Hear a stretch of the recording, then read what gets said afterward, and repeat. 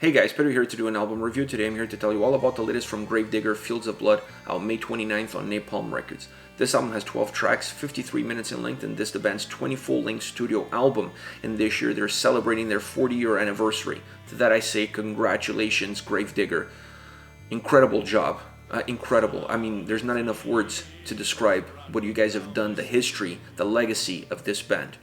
This album, in my opinion, is the perfect cap on that 40-year history in a way to celebrate the anniversary of the band. This album completes the Highland Saga trilogy, and it's a roller coaster ride filled with stories of legends and myths.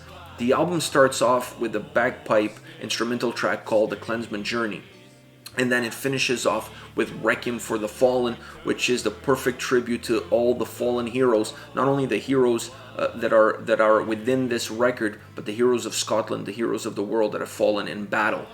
If you look at these two tracks, you have two bookends in the overall structure of the record.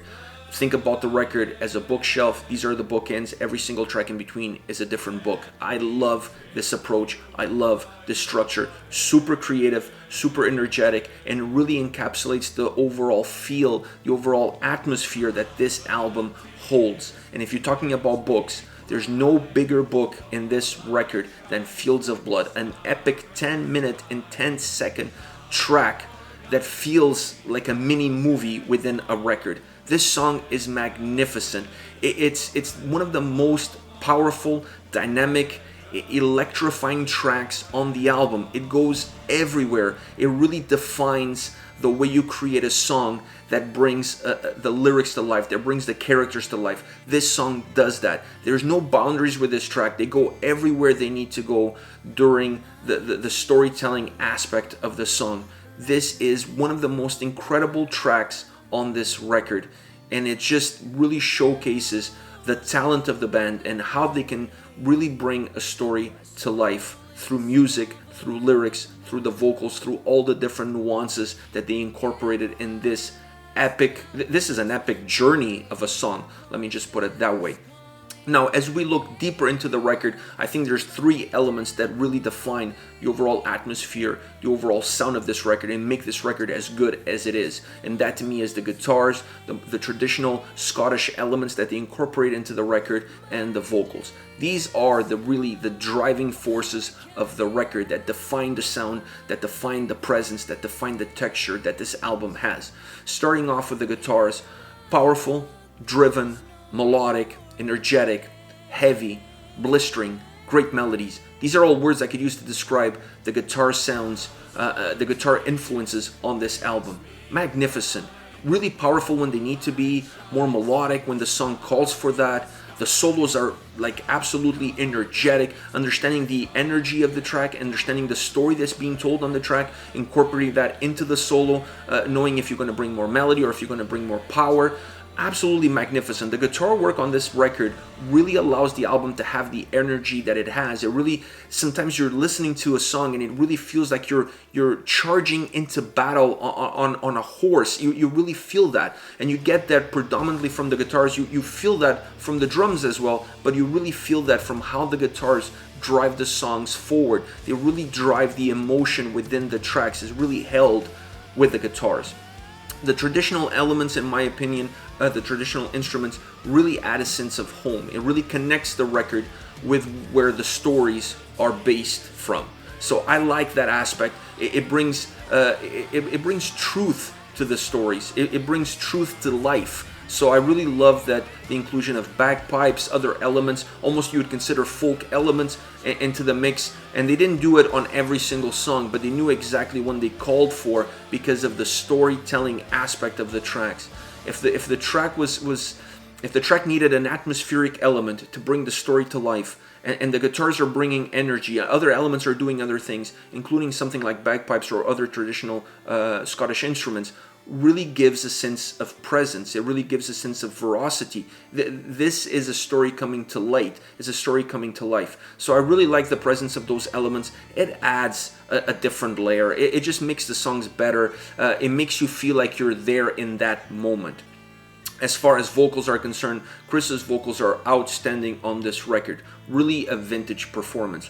He has the ability to have power in his voice, melody in his voice, a little bit of raspiness, a little bit of raw power, flavor to it, to really deliver the songs home, to really bring the lyrics to life, and give the songs the right nuance, give the songs the right momentum.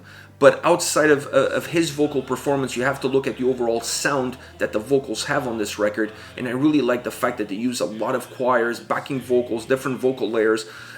Like I said, this is a record that you're telling stories. So depending on where you are within the story, depending on what the story is about, you may need more than just one simple voice in order to bring those lyrics to life. You may need a choir. You may need some layers to the vocals in order to give more texture, more flavor, more volume to the song. And they did that throughout the record. Specifically in the chorus, they used backing vocals in the chorus a lot to make it a lot more powerful, to make it a lot more bigger, to give more texture, more volume to it, without making it necessarily heavy, but just giving it more presence. I really like what they did vocally all around as far as this record is concerned. Just added a lot of life to the album. This is an album that, in my opinion, really celebrates the band, and it does it in a classic way.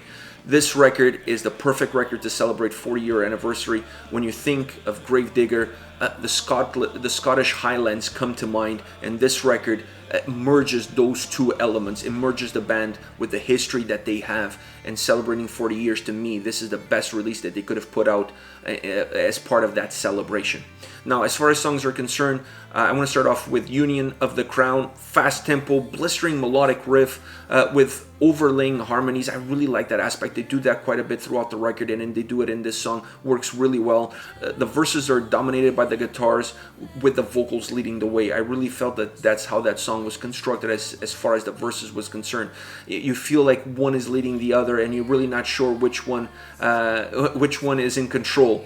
The pre-chorus and the chorus sees a much bigger sound coming from the vocals. Using backing vocals, it's definitely an element that they use quite a bit. It adds almost a sense of a choir, and that creates volume, it creates presence, it makes the chorus a lot more robust, a lot bigger, without making it heavy. It just gives it more presence. Following the second chorus, you have this beautiful humming, this vocal humming melody with the guitar and the backdrop that creates such a beautiful balance. You would almost expect a guitar solo to come in at that part, and I feel like a song that has this kind of energy, that has this kind of momentum, going with a more melodic approach with the vocal humming, with the guitar in the backdrop, to me was a much better decision. It allowed the song to prolong itself. It allowed the song to become a little bit stripped down, to be more melodic, and then allows the song to go into the chorus again as it closes it off with a very heavy riff, which is the same riff that opened up the song. So this is a track that goes absolutely full circle, and it has a lot of power. It's very guitar driven, so you don't need you don't need a solo that just really brings attention to itself. The song already brings attention to itself, so having that humming portion there in the middle, in my opinion, worked extremely well for this track. Next, My Final Fight, a song that merges two worlds. In my opinion, it merges the new wave of British heavy metal sound with power metal. I really feel like these are two worlds that collide during this track. I felt like during the verses, the sound of the song, the structure of the song, definitely felt more like a new wave of British heavy metal track. When you get to the chorus, it's a lot bigger, more powerful. It had more of a feel of a power metal song. So it's a really interesting dynamic, but it's two genres that really blend well within each other. They're not, while they're colliding, they're not a complete contrast from one another. So I really feel like they were able to work these two styles, these two approaches perfectly within this song. Once again, using backing vocals in the chorus really adds power, it adds strength to the chorus. This is a chorus that's really simple in its approach. The lines of the chorus, the lyrics in the chorus are very simple. It's like one-liners, so that makes the song hooky and catchy. When you add more vocals into that mix, it makes it even better. It makes it more hooky and more catchy, becoming a perfect earworm.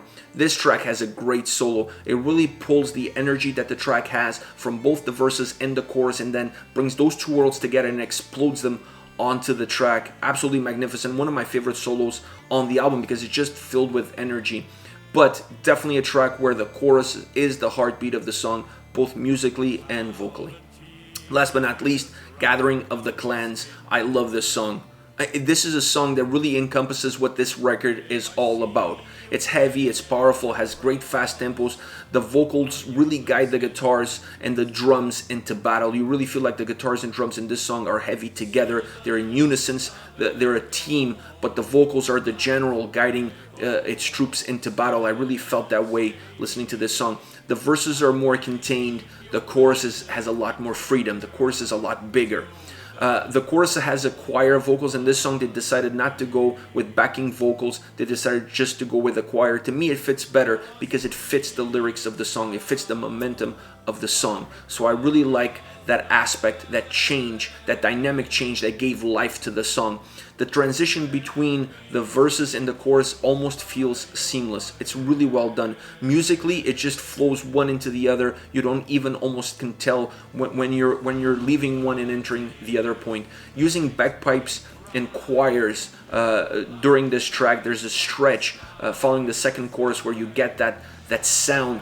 It's absolutely magnificent. It adds atmosphere to the song. Once again, it really understanding the story of the track, really understanding the lyrics, and how can you enhance that experience for the listener? How can you make this song come to life? How can you make these lyrics mean more than just being lyrics on a metal track?